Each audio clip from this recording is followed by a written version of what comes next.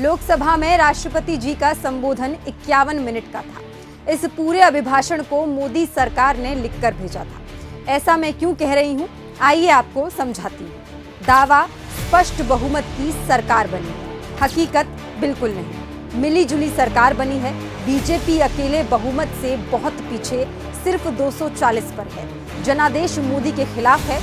वो हर कीमत पर इस सच्चाई पर पर्दा डालना चाहते हैं। दावा 2024 चुनाव की चर्चा आज पूरी दुनिया में हो रही है। दुनिया देख रही है कि भारत के लोगों ने तीसरी बार स्थिर और स्पष्ट बहुमत की सरकार बनाई है। हकीकत दुनिया भर के अखबारों की सुर्खियों पर बस एक नजर डालिए तो समझ में आ जाएगा दुनिया क्या कह रही है और क्या सोच रही है। Wall street journal, Modi loses majority in stunning election setback. The Guardian, Modi loses parliamentary majority in Indian election. German publication DW says Indian election results a setback for PM Modi. Washington Post, Indian election delivers stunning setback to Modi and his party. The New York Times, needing help to stay in office, India's Modi loses his aura of invincibility. Reuters, a humbled Modi needs allies and answers to India's unemployment and inflation. दावा सरकार north east में शांति स्थापित करने के लिए काम कर रही है।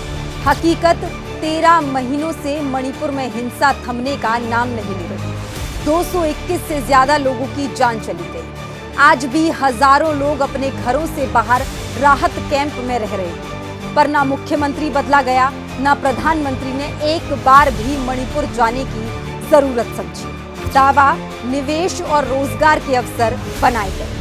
हकीकत ये अवसर कहां बने हैं? 3 सालों से लगातार विदेशी निवेश गिर रहा है। पिछले साल 43% गिर गया। 45 साल में सबसे ज्यादा बेरोजगारी है। 30 लाख केंद्र सरकारी पद खाली पड़े हैं। युवा परेशान है। दावा परीक्षाओं की शुचिता और पारदर्शिता दलीय राजनीति से ऊपर है। हकीकत नीट घोटाले में लीपापोती की कोशिश। पिछले 5 वर्षों में 43 भर्ती परीक्षाएं लीक हुई हैं, जिससे 2 करोड़ से ज्यादा युवा प्रभावित हुए हैं। मोदी सरकार हर बार की तरह इस बार भी जवाबदेही से भाग रही है। युवा न्याय की गुहार कर रहे हैं। मोदी सरकार के शिक्षा मंत्री रोज बयान बदल रही है। दावा सरकार का प्रयास है कि महिलाएं अधिक से अधिक बचत करें। हकीकत घरेलू बचत 47 वर्षों में सबसे निचले स्तर पर है, जबकि घरेलू ऋण लगातार बढ़कर 1970 से लेकर आज तक के सबसे ऊंचे स्तर पर है। पिछले 4 महीने से फूड इन्फ्लेशन 8.5% से ऊपर रहा। चुनाव होते ही आटे, दाल, टमाटर, प्याज, दूध, टोल टैक्स, सीएनजी सबके दाम बढ़ गए। दावा आईबीसी जैसे कानूनों ने हमारे बैंकिंग सेक्टर को मजबूत बनाया। हकीकत आईबीसी के अंतर्गत नरेंद्र मोदी ने अपने बड़े बड़े पूंजीपति मित्रों का 16 लाख करोड़ रुपए का ऋण माफ किया। दावा कोऑपरेटिव फेडरलिज्म होना चाहिए। हकीकत चुनी हुई सरकारों को एजेंसी और धन बल से गिराना। आपदाएं आने पर गैर बीजेपी सरकारों की मदद ना करना, जैसे हिमाचल में एफसीआई को कर्नाटक को धन ना देने के लिए बाध्य करना। कोऑपरेटिव फेडरलिज्म की नहीं, द्वेष की राजनीति का प्रमाण है। दावा निवेशकों को आकर्षित करने के लिए राज्यों में स्वस्थ स्पर्धा हो। हकीकत तो फिर हर निवेश का प्रोजेक्ट बाकी राज्यों से लेकर जबरन गुजरात ही क्यों भेजा जाता है? चोरी की सरकार बनाने के बाद महाराष्ट्र का Vedanta Foxconn project, Tata Airbus project Gujarat क्यों भेजा गया? दावा सरकार के प्रभावी प्रयासों का परिणाम है कि भारत के युवा खिलाड़ी वैश्विक मंच पर रिकॉर्ड संख्या में मेडल जीत रहे हैं। हकीकत मेडल लाने पर खूब फोटो खिंचाई, हाथ मिलाया।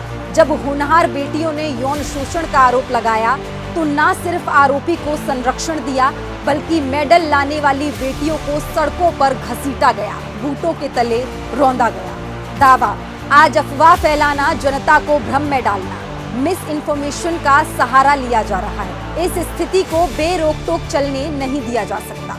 हकीकत ये आईना बीजेपी को दिखाना जरूरी था।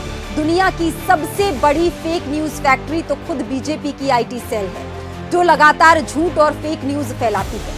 ये पाठ बीजेपी के लोगों और उनके समर्थकों को पढ़ाया जाना चाहिए। लोगों के वक्तव्यों को काटने छांटने, झूठे वीडियो बनाने में, गलीच घिनौनी वाहियात बातें करने में बीजेपी को पारंगत हासिल है। अब सुधर जाना चाहिए। वैसे जनमत ने अहंकार ऐसा तोड़ा है कि विश्व गुरु से विश्व बंधु बनते हुए ज्यादा वक्त नहीं लगा।